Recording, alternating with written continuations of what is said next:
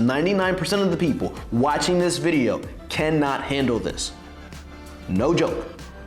I'm gonna share the science and the research behind social media addiction and 4 proven methods to dramatically decrease your screen time and actually start living. You've had to notice already. You're walking outside or something and some rando bumps into you, physically bumps into you because they're stuck looking at their phone and didn't see you there because they're so locked in on their phone. So let's start with the action plan. Here's step number 1. Step number 1, review and acknowledge your metrics. The average person spends around 2.5 hours on their phone, right? If you take 2.5 hours and you do the math, take 2.5, multiply that by 365 days, that's about 912 hours per year. Okay, what is that, 912 hours? How do you quantify that? With 912 hours, don't you think you could become an expert at something?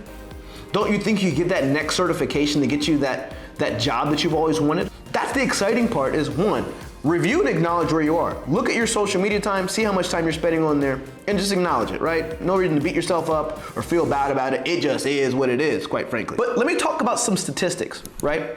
The APA, the American Psychological Association, did a study, or they did an article, and I read about this and I was blown away. They did a study. It took like 200 something students or people, undergrads, from the age around 17 to 22. The only way you could participate in the study is if you use your phone for at least 2 hours. And what they said was, hey, week number 1 of this study, I want you guys to use your regular social media, don't change anything, fine. They did that for a week and they looked and they made them answer some questions. Like, how do you feel about your body, right? What do you feel about your body on a scale of 1 to 5? 5 being you feel good about your body, okay? How do you feel about, what's your self-esteem like, 1 to 5, right? And they ask these questions about their own self-esteem, confidence, and different like self-image sort of questions from 1 to 5. Okay? So with 1/2 of the group, we would like you to cut your social media time in half. So by 50%. They did that and they came back 3 weeks later and asked them the same questions. Would you believe that for the people who reduced their screen time, when they went back and answered those same questions, they felt much better about their own body image. They felt much better in terms of happiness and the way that they viewed themselves. Strictly, literally, strictly just by reducing their social media time. The world we live in today, if you look at the news, if you look at what people are talking about, so much is about mental health. I'm angry, I'm depressed, I'm anxious. No, mental health is not going good. Also ich war sehr oft traurig, muss ich sagen. Ich bin depressiver geworden. Einsam, ja, oft sehr traurig. Schlafen kann ich auch nicht mehr gut, gar nicht. Now that you got that information, what the heck are you gonna do about it? Step 2, we're gonna choose 1 of 3 ways to dramatically reduce your screen time. Way number 1, I tried this one myself, it did work. I call it 1 sec. That's the name of the app. It's not I didn't give it the name. There's an app called 1 sec. And once you install it, what it does is it'll have a screen pop up and it'll tell you, wait 20 seconds. It forces you to wait 20 seconds before the app actually opens. During that 20 seconds or so, you do a breathing exercise and decide whether or not you actually want to open that application. Because maybe you're like me and the rest of us, and when you open your phone, without even consciously thinking about it, you've already searched for and found the app, like let's call it Instagram. You found Instagram in your phone and already deep in the scroll just because you unlocked your phone. Like you didn't decide to do this, your body wanted, your mind was so addicted to it that it did it on its own, on autopilot, without you making a conscious decision to do it. Someone who just you get that red notification, your body gets a little dopamine rush and it gets it throughout the day, all day, right? That's why it continues to go back to it without you consciously making a decision. You're addicted. We all are to some level. So this app is extremely helpful. I would suggest it. It's one of my favorite methods. It's not my favorite method of dramatically reducing your screen time. It's just being more mindful of when you open the app, making sure that it's a conscious decision, not just your body taking over on autopilot. Because you're too smart to let your body take 38 days just for dopamine without you making that conscious decision. So step number 1, or way number 1, I'd say, is using the app 1 sec. I'll link to it in the description here. You can use it if you want to. The second way, this is a better than the first one, in my opinion, or I think it's actually better to use them both. Use number 1 with number 2, in fact, is better. Number 2, make it hard, right? If you want to stop doing something, make it hard to do it. And a good way to do this is, one, hide your social media app. Take it out of your home screen. Take it away from your favorite, the bottom fourth. Move it from there and put it in some obscure folder in one of the pages far to the right so you don't see it every time you open your phone. So it's less likely you're gonna go and click through it. Okay, so that's the first thing. Put it in a folder, put it away so you're not constantly being tempted to open it nonstop, seeing the notifications. Second, speaking of notifications, go to your phone, turn off all notifications to Instagram, TikTok, all those social media apps, turn them all off. You don't need to be bombarded with reasons to open this app if you're trying to dramatically reduce your screen time.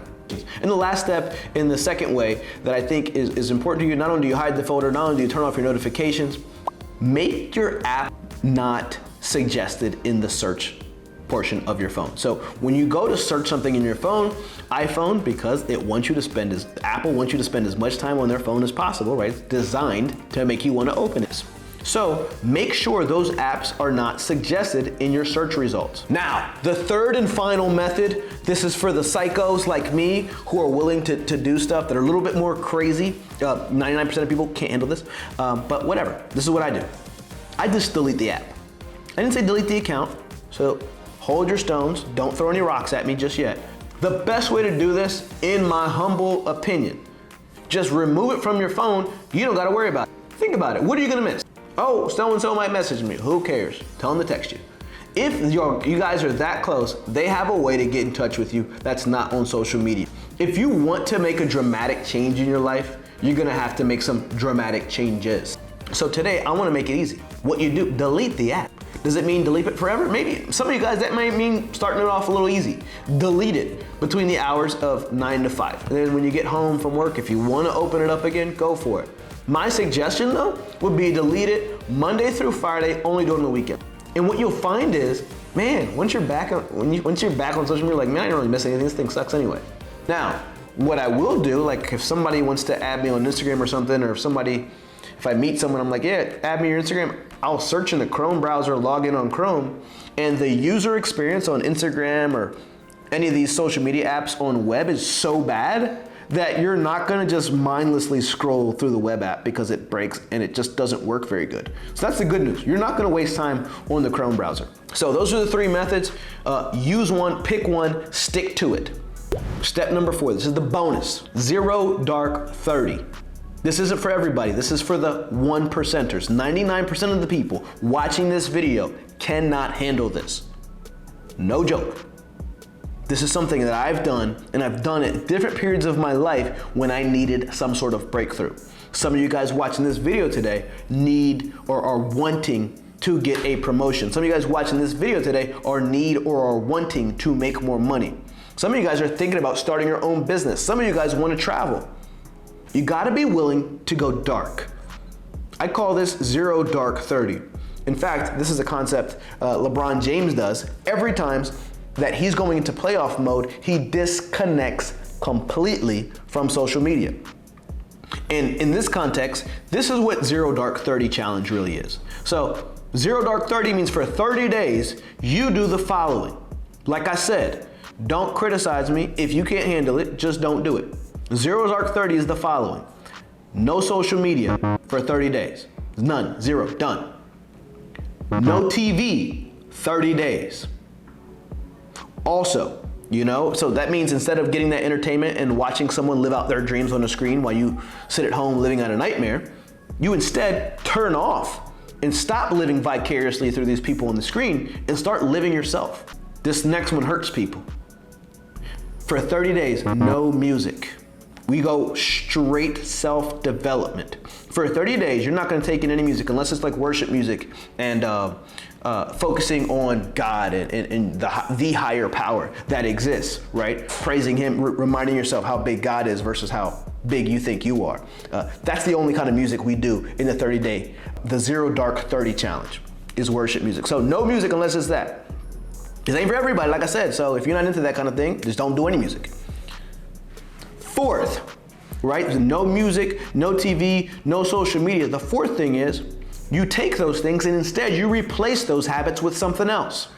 One, instead of scrolling social media, you pick up a book. Just like the iPhone makes social media easy to do. They put the app right there. They're constantly suggesting it to you, right? They give you notifications and remind you, hey, we got this new thing, someone just commented. Leave books around your house. Go to the library, pick up 3 books, put them in different areas of your house. So every time you're walking around, you're constantly reminded, oh, there's something I can do that's constructive, productive, will help me get closer to what I actually want. Let me just pick this book up.